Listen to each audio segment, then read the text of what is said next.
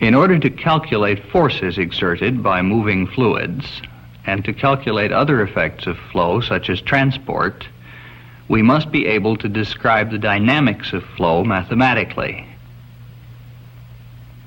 To discuss the dynamics, we have to be able to describe the motion itself. The description of motion is called kinematics. We will be interested in the kinematics of continuous media, that is, in describing the motion of deformable stuff that fills a region. Specifically, we'll be interested in describing the displacement, velocity, and acceleration of material points in the two reference frames commonly used in fluid mechanics. We'll show how these two descriptions are related to one another. In addition to moving from place to place, an elementary piece of fluid is generally squeezed or stretched and rotated as it goes. We are going to focus our attention on the translation, not on the deformation. In this flow of water through a contraction, hydrogen bubbles have been used to identify pieces of fluid so that we can follow their motions. These pieces are quite large, however, and we would like to examine the motion of very small, infinitesimal bits of fluid. Therefore, it will be more convenient to have a computer simulate these motions and generate the visual displays for us. We will use open circles, as we are doing here, to identify material points. In elementary mechanics, we are accustomed to describing the position of a material point as a function of time, using a vector drawn from some arbitrary initial location to indicate the displacement. We will use open vectors, as here, to indicate velocity and displacement relating to material points, open points. In a given motion, we can compute the velocity and acceleration of such a point at each instant. Here we indicate the velocity by a vector attached to the point. In a continuous fluid, of course, we have an infinity of mass points, and we have to find some way of tagging them for identification. A convenient way, though not the only one, is to pick some arbitrary reference time, which we will call the initial time, and identify the material point by its location at that time. Mathematically, we would say that the velocity is a function of initial position and time.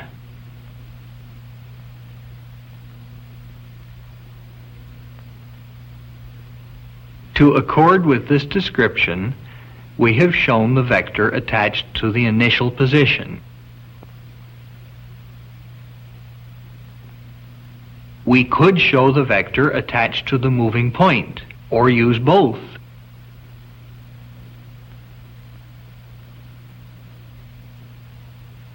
If we were displaying the motion of a group of points like this, whose vectors do not interfere with one another.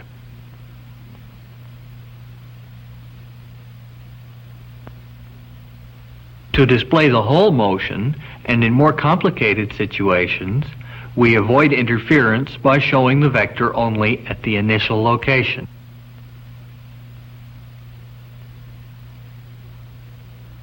To describe the whole motion, we would have to give the velocity of all the pieces of matter in the flow as a function of time and initial position, like this.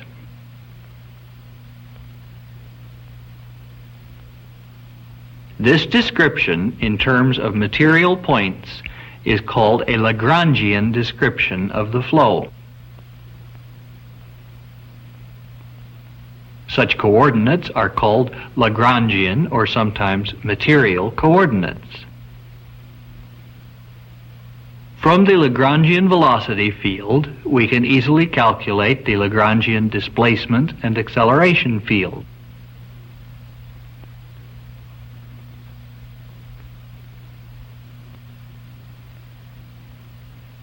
We can imagine attaching an instrument, like a pressure gauge, to a moving point to make what we might call a Lagrangian measurement.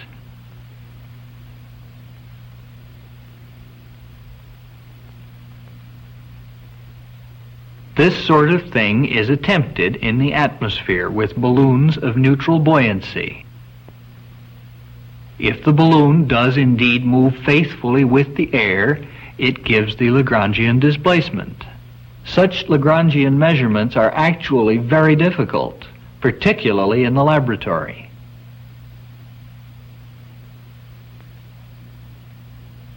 We usually prefer to make measurements at points fixed in laboratory coordinates. Classically, the idea of a field, such as an electric, magnetic, or temperature field, is defined by how the response of a test body or probe, like this anemometer, varies with time at each point in some coordinate system. Here we are probing in laboratory coordinates. We will always indicate such probing points, points in a coordinate system fixed in our laboratory, and the velocities measured there by solid points and solid arrows.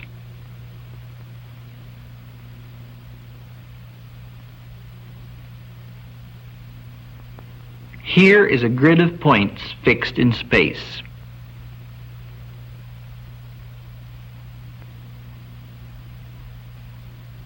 We show the velocity at each point.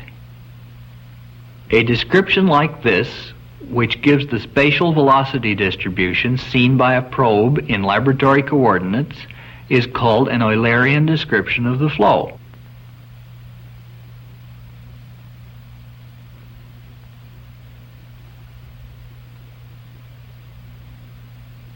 Although the physical field is the same, the Eulerian and Lagrangian representations are not the same, because the velocity at a point in laboratory coordinates does not always refer to the same piece of matter. Different material points are continually streaming through the same laboratory point. The velocity that a fixed probe would see is the velocity of the material point that is passing through the laboratory point at that instant.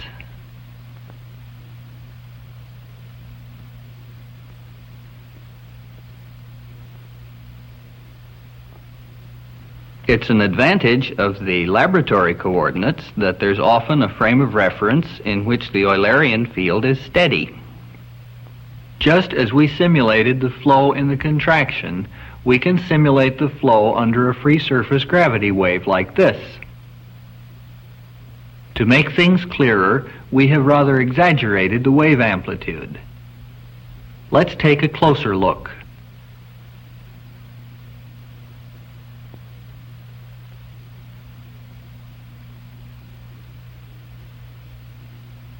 These are moving material points and their path lines.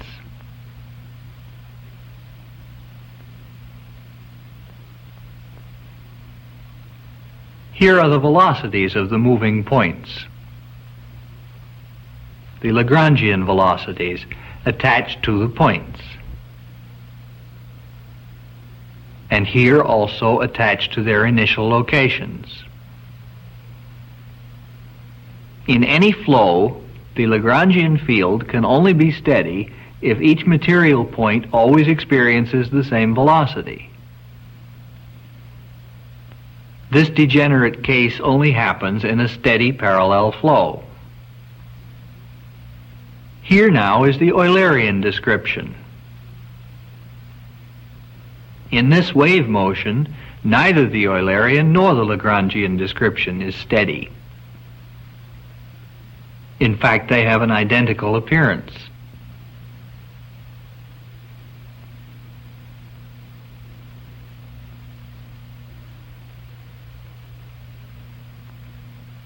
In this flow, if we move our frame with the wave speed, the Eulerian pattern will become stationary. Let's do this and indicate the translation velocity by an arrow at the bottom.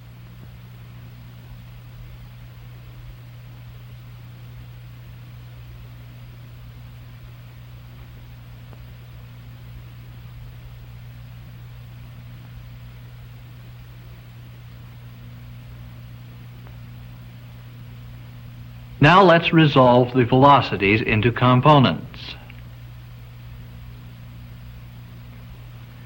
The horizontal component is the velocity with which our frame is translating.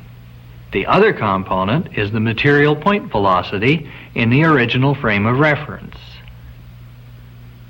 Let's see that catch up again.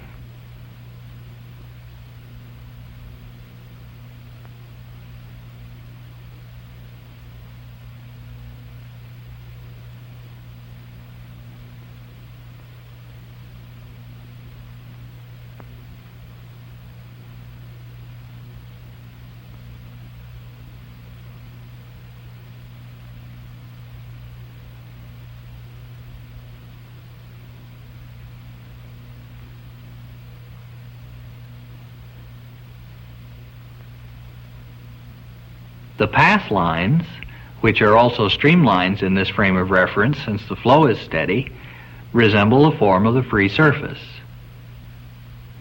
As a material point passes through each laboratory point, its velocity is instantaneously the same as that of the laboratory point. It is partly this possibility of eliminating one of the variables in the analysis, time, that makes the Eulerian representation more attractive. Most laws of nature are more simply stated in terms of properties associated with material elements, Lagrangian quantities. But it's nearly always much easier mathematically, when describing a continuum, to deal with these laws in laboratory coordinates. Thus, to write our conservation equations, we have to talk about transforming from one set of coordinates to the other. Let's talk first about the relation between time derivatives in a scalar field. Let us imagine a river in which a radioactive tracer has been distributed. Since we're interested in local changes, let us look at an infinitesimal part of this river. Now let us imagine that the tracer is suddenly and uniformly distributed in the river.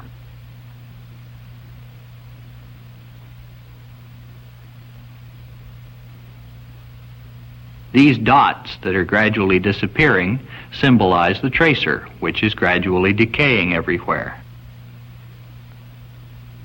These filled-in circles represent two laboratory points, which are infinitesimally close together on the same streamline, but which look far apart in our expanded view of the river. Since in this case we distributed the tracer uniformly, the radioactivity at the two laboratory points is the same, but is changing with time.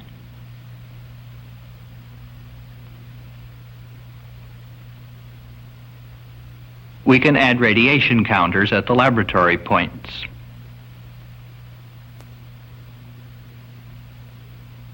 The solid bars on these Eulerian radiation counters indicate the level of radioactivity at these two laboratory points.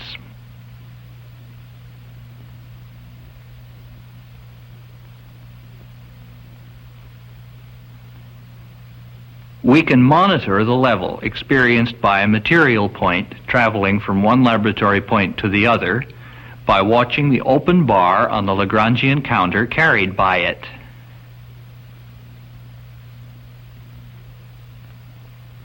The dashed bar represents the value recorded by the Lagrangian counter as the material point passed through the left-hand laboratory point. Comparing the before and after values of the Lagrangian counter, it is evident that the traveling point sees only the same change that each of the laboratory points sees. This can be written as the time difference multiplied by the rate of change with time. Suppose now, however, that the tracer is not uniformly distributed in the river, but that the intensity is greater upstream.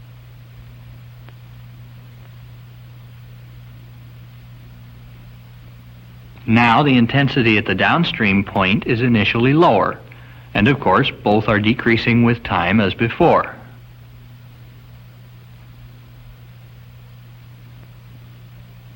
Just as before, the only change experienced by the material point is due to decay.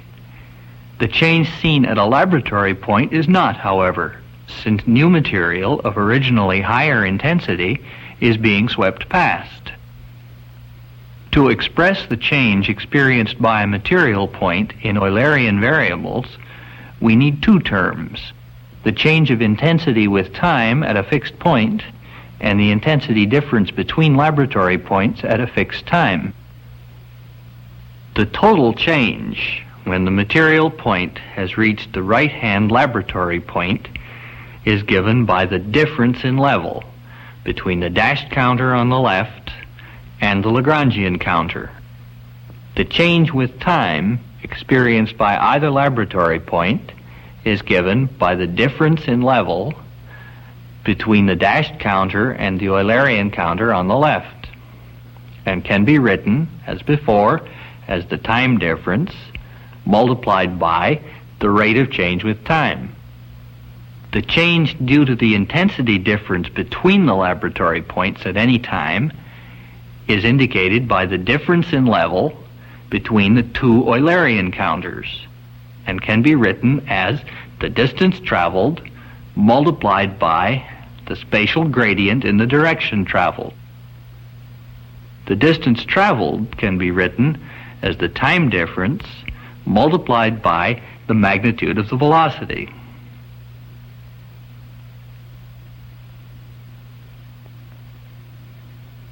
The total change is the sum of the two changes described.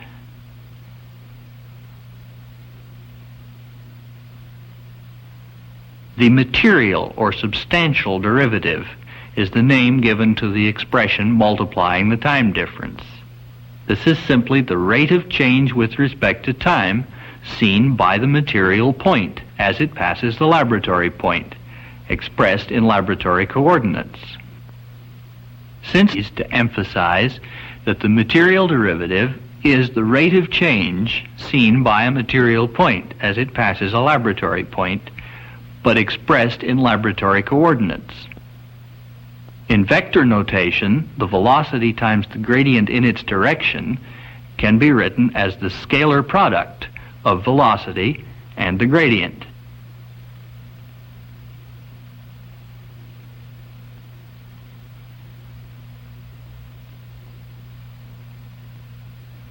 We're also interested in the material derivative of a vector field such as the velocity.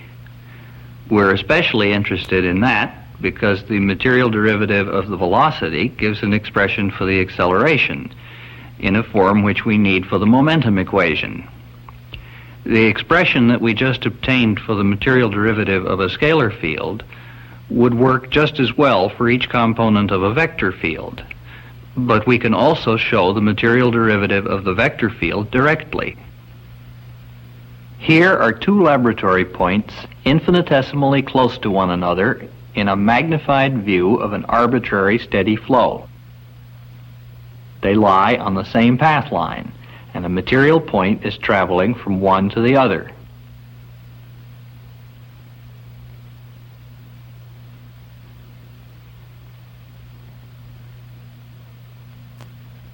The velocity of the material point is indicated by an open arrow attached to it. Clearly, although the flow is steady in the laboratory frame, the moving material point experiences change as it travels to regions where the steady velocity is different. The total change will be the difference between the velocities at the two laboratory points, indicated by the solid Eulerian vectors.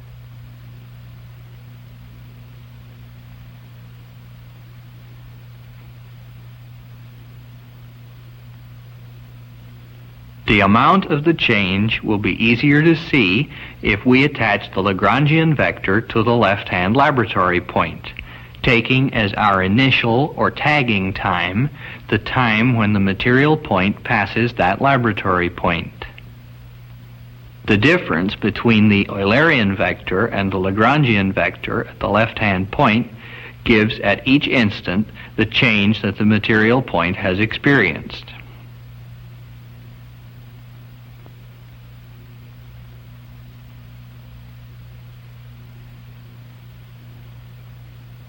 The total change, when it arrives at the right-hand point, a vector distance delta r away after a time delta t, can be written as the vector distance traveled times the gradient of the velocity. The distance traveled is just the time difference times the velocity.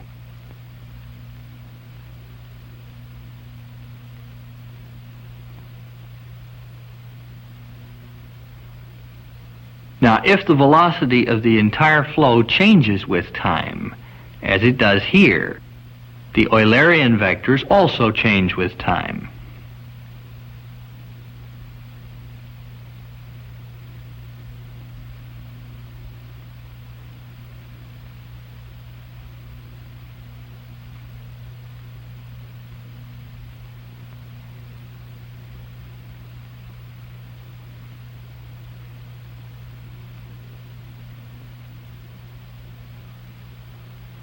The amount of change will be easier to see if, in addition to placing the Lagrangian vector at the left-hand point, we include as a dashed vector the initial value of the left-hand Eulerian vector.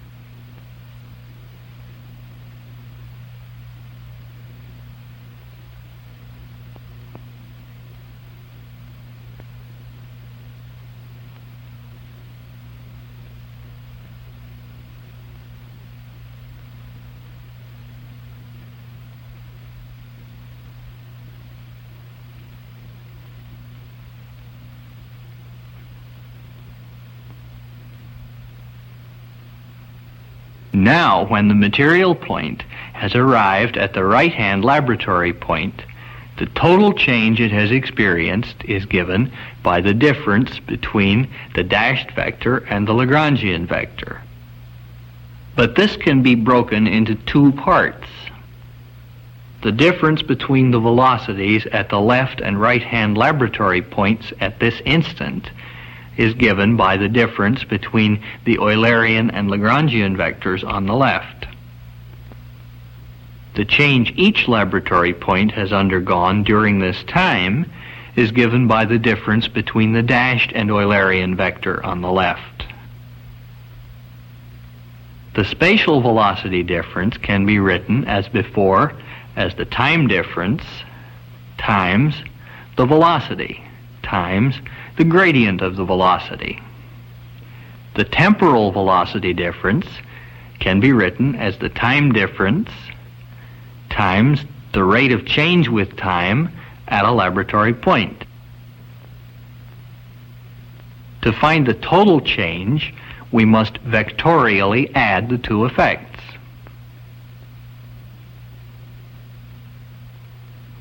The material or substantial derivative is just the expression multiplying the time difference. This is the rate of change seen by the material point as it passes a laboratory point, written in laboratory coordinates. In this way, the acceleration, more simply written in a Lagrangian description, has been expressed in Eulerian notation.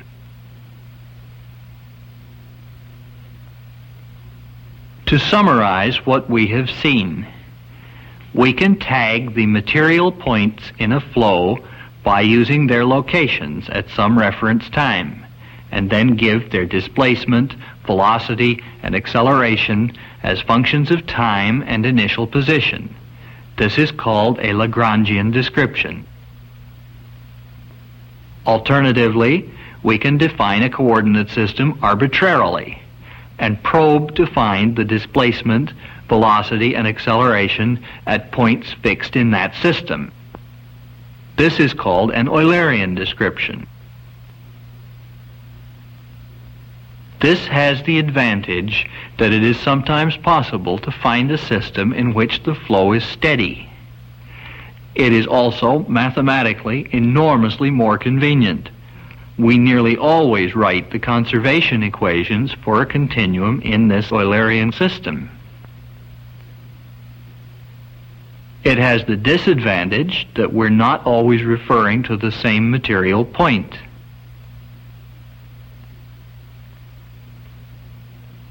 We can, however, transform from one system to the other by using the fact that displacement and velocity at a laboratory point is the displacement and velocity of the material point that happens to be there.